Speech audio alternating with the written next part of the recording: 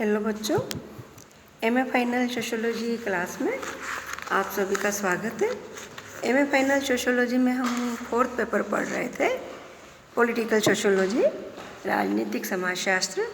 पिछली क्लास में हमने प्रजातांत्रिक व्यवस्था के बारे में पढ़ा था।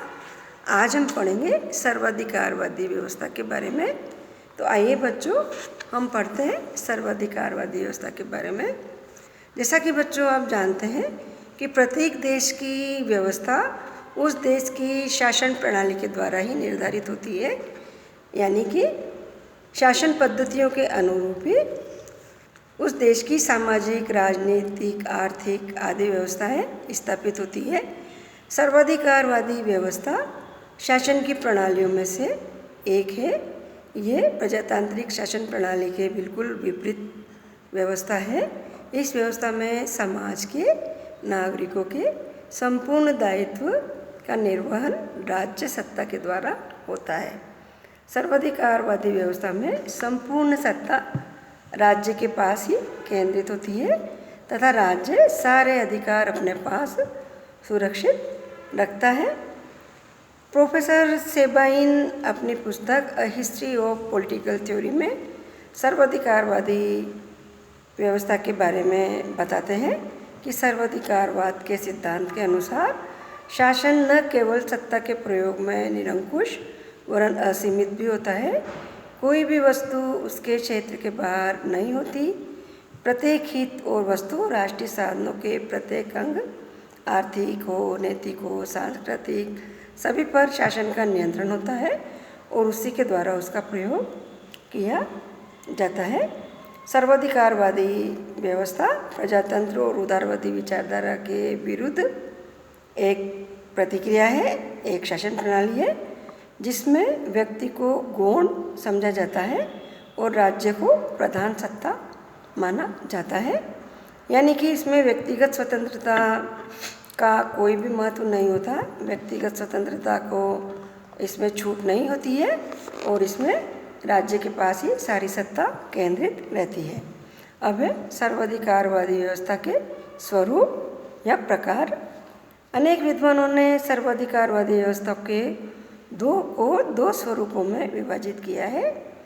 वाम पक्षीय सर्वाधिकारवादी राज्य तथा दक्षिण पक्षीय सर्वाधिकारवादी राज्य।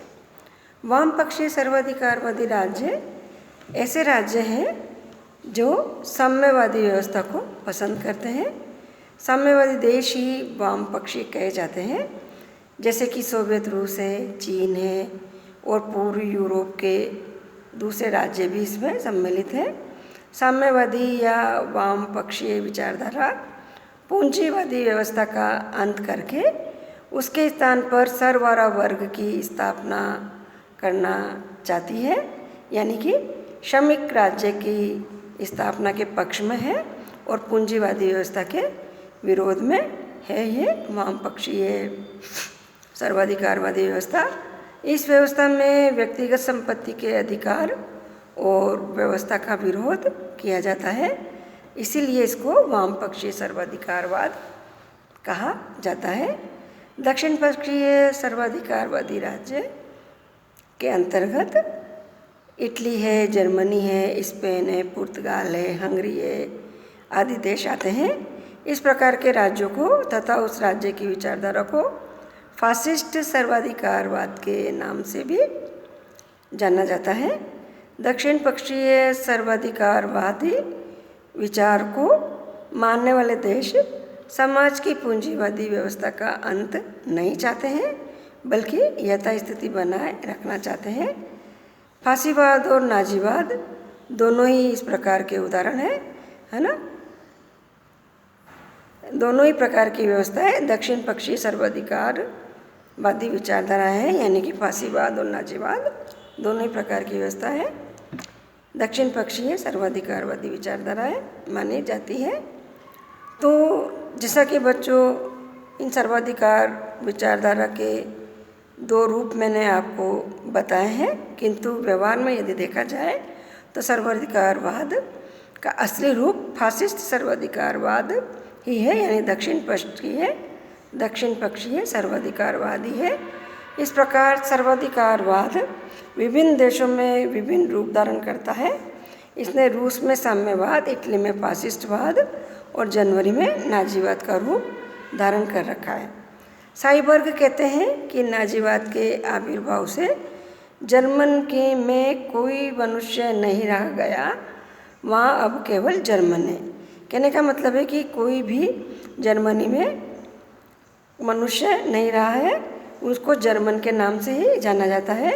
जो कोई भी जर्मनी में है, जर्मनी के साथ और जनवरी के माध्यम से रहना चाहता है, उसे अपने को राष्ट्र के अधीन ही करना होगा और उसे अपने को सर्वाधिकारवादी राज्य के अनुकूल ही बनाना पड़ेगा।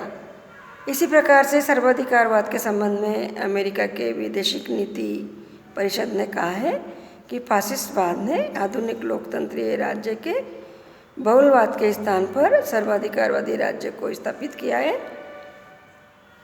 तो बच्चों, आपको समझ में आया कि सर्वाधिकारवादी व्यवस्था का अर्थ क्या है? कि सर्वाधिकारवादी राज्य वह राज्य है जिसमें एक ऐसी संप्रभुता हो जो देश की समस्त शक्तियों को अपने अधीन रखे तथा राज्य को ईश्वर के समान स्वीकार किया जाता है इसमें, और व्यक्तिगत स्वतंत्रता का, व्यक्तिगत अधिकारों का इसमें कोई भी मूल्य नहीं होता है, व्यक्ति को इसमें गौण समझा जाता है। अब है सर्वाधिकारवादी व्यवस्था के लक्षण। सर्वाधिकारवादी व्यवस्था के भी अनेक लक्षण हैं। इन लक्षणों को मैं आपको विभिन्न बिंदुओं के माध्यम से बताती हूँ। पहला लक्षण या विशेषता है इसकी, सर्वाधिकारवाद पूर्ण प्रभुत्व संपन्न राज्य में विश्वास करता है। यह व्यवस्था पूर्ण प्रभुत्व संपन्न राज्य में विश्वास करती है। ये व्यवस्था हीगलवादी दर्शन के अनुरूप अपने आप को मानती है। जिस प्रकार हीगलवादी राज्य को पृथ्वी पर साक्षात आगमन कहते हैं, उसी तरह से सर्वाधिकारवादी व्यवस्था ने राज्य को भी सर्वशक्तिमान, सर्वव्यापी तथा सर्वगुण संपन्न होना स्वीकार किया है या माना है। सर्वाधिकारवादी मानते हैं कि राज्य से कोई भी त्रुटि या भूल हो ही नहीं सकती। इस व्यवस्था में रेडियो, टेलीविज़न, सिनेमा, समाचार पत्रों, साहित्यों आदि पर राज्य का नियंत्रण रहता है ना। कोई भी व्यक्ति किसी भी प्रकार के संघ या समिति का निर्माण भी नहीं कर सकता। नेक्स्ट इसकी विशेषता है प्रजातंत्र के विरुद्ध व्यवस्था। सर्वाधिकारवाद प्रजातंत्र के लिए एक अभिशाप है। सर्वाधिकारवादी व्यवस्था प्रजातंत्र को सड़ती हुई लाश की संज्ञा देती है। सर्वाधिकारवादी कहते हैं कि प्रजातांत्रिक प्रणाली मात्र एक दिखावा है और ये भी स्वीकार करते हैं कि दुनिया में अभी प्रजातंत्र के लिए आदमी ही तैयार नहीं हो पाए हैं। प्रजातंत्र में इनका कहना है कि प्रजातंत्र में मूर्खों, अयोग्य व्यक्तियों और निष्क्रिय व्यक्तियों का जमावड़ा होता है, जिससे देश को भारी हानि उठानी पड़ती है। ऐसा इनका मानना है। कहने का मतलब है कि सर्वाधिकारवादी व्यवस्था प्रजातंत्र के विपरीत शासन प्रणाली है, शासन व्यवस्था है। नेक्स्ट इसका लक्षण है सर्वाधिकारवाद बुद्धि विवेक का तिरस्कार करता है। सर्वाधिकारवादी व्यवस्था में बुद्धि और विवेक का तिरस्कार किया जाता है तथा व्यक्ति की स्वाभाविक प्रवृत्तियों को महत्व दिया जाता है। स्वाभाविक प्रवृत्ति और इच्छा को बुद्धि विवेक से अधिक महत्व इस प्रणाली में दिया जाता है।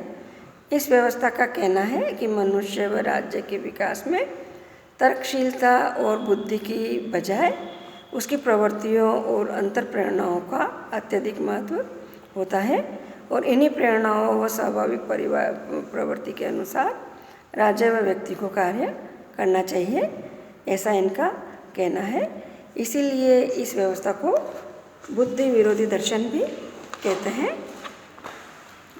नेक्स्ट इसका लक्षण है सर्वाधिकारवाद राष्ट्र को और अत्यधिक गौरव प्रदान करता है, यानी कि इस व्यवस्था में राष्ट्र को ही सब कुछ समझा जाता है। सर्वाधिकार व्यवस्था में राष्ट्र की पूजा करना, राष्ट्र का गुणगान करना, राष्ट्र के गौरव को बढ़ाना इसकी प्रमुख विशेषता है।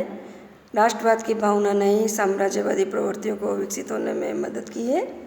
संकीर्ण राष्ट्रीयता, अंध देश प्रेम, आक्रमणमूलक युद्ध और साम्राज्यवादी विस्तार, फासिस्टवाद और नाजीवाद, ये सब इसकी विशेषताएं हैं, है ना। नेक्स्ट है इसका लक्षण सर्वाधिकारवाद। नैतिक सिद्धांतों और मूल्यों में आस्था नहीं रखता है। सर्वाधिकारवादी व्यवस्था राज्य के उदारवादी और मानवतावादी में विश्वास नहीं करता है। यानी कि सर्वाधिकारवादी प्रणाली व्यवस्था या राज्य उदारवाद और मानवतावाद में विश्वास नहीं करता है। जनमन में जातीय द्वेष और घृणा की भावनाओं को बहुत ज़्यादा उभारा गया था और सर्वाधिकारवादी की दृष्टि से राजनीति में कोई भी नैतिक सिद्धांत नहीं होते हैं। इनका मानना है कि नैतिकता और मूल्य से देश का विकास नहीं होता है ना, और नैतिकता और मूल्यों से हटकर के कार्य करना इनका उसूल होता है। नेक्स्ट है सर्वाधिकारवादी व्यवस्था में व्यक्तिगत स्वतंत्रता का कोई भी महत्व नहीं होता है। सर्वाधिकारवादी व्यवस्था में सोचने, समझने, भाषण देने और लिखने की स्वतंत्रता नहीं होती है। समाचार पत्रों पर, पुस्तकों के प्रकाशन पर, रेडियो, टेलीविज़न, सिनेमा, उद्योग, संगीत, कला पर बहुत ही नियंत्रण होता है, राज्य का नियंत्रण होता है इन सब पर। सभा करने या संघ बनाने की स्वतंत्रता किसी भी व्यक्ति को नहीं होती है। नेक्स्ट इसकी विशेषता है सर्वाधिकारवादी राज्य धर्म का प्रतिद्वंदी होता है। सर्वाधिकारवादी राज्य में धर्म का यह शत्रु होता है। जे स्पेंडर कहते हैं कि रूस ने धर्म को समाप्त करने की कोशिश की है। मुसोलिनी ने उसे निष्क्रिय और निष्प्राण बनाने की चेष्टा की और हिटलर ने इसे अपने अधीन बनाने का यत्न किया। साम्यवादी पहले से ही धर्म को अफीम की गोली कहते हैं, किंतु फासिस्टवाद और नाजीवाद ने तो धर्म को अपने राज्य के उद्देश्य सिद्धि का साधन बना लिया था। यही कारण था कि हिटलर को नया त्राता माना जाता था। उन्हें धरती पर मसीहा और ईश्वर का प्रतिनिधि माना जाता था। नेक्स्ट इसका लक्षण है कि सर्वाधिकारवादी राज्य अपने को आर्थिक तौर पर स्वावलंबी बनाने का प्रयास करता है। सर्वाधिकारवादी व्यवस्था अपने आप को स्वावलंबी बनाने का प्रयास करता है। किसी भी अन्य देश पर अपनी आवश्यकताओं की पूर्ति के लिए निर्भर नहीं रहना चाहता है ना। इस व्यवस्था के समर्थक वस्तुओं की बिक्री के लिए उपनिवेश चाहते थे और सर्वाधिकारवादी राष्ट्रों की आर्थिक नीति यह थी कि युद्ध संचालन में काम वाले पदार्थों के लिए उन्हें अन्य देशों पर यथासंभव कम से कम निर्भर रहना पड़े। ये इनकी विचारधारा है। ऐसा इनका मानना है कि सर्वाधिकारवादी व्यवस्था अपने को आर्थिक तौर पर स्वावलंबी, आत्मनिर्भर बनाए रखने का प्रयास करते हैं। नेक्स्ट इसका लक्षण है युद्ध को अत्यधिक महत्व दिया जाना। इस प्रणाली में, इस शासन व्यवस्था में युद्ध को अत्यधिक महत्व दिया जाता है। युद्ध का खुलेआम प्रचार किया जाता है। सर्वाधिकारवादी राज्य सैनिकवादी होते हैं। भूखे रहकर भी शस्त्रीकरण पर अत्यधिक धन व्यय करने के लिए उत्सुक रहते हैं, है ना। हिटलर विजयी तलवार की शक्ति में विश्वास करता था। लॉर्ड बर्कनहेड ने इस संबंध में कहा है कि संसार उन्हीं की बुरी बुरी प्रशंसा करता है और उन्हीं को पुरस्कार देता है जिनकी तलवार की धार तेज होती है और जिनके दिल मजबूत होते हैं। इस प्रकार से सर्वाधिकारवादी राज्य युद्ध को और साम्राज्यवादी विस्तार नीति को ज़्यादा अधिक महत्व देते हैं। Thank you. आज इतना ही। अगला टॉपिक अगली क्लास में पढ़ेंगे।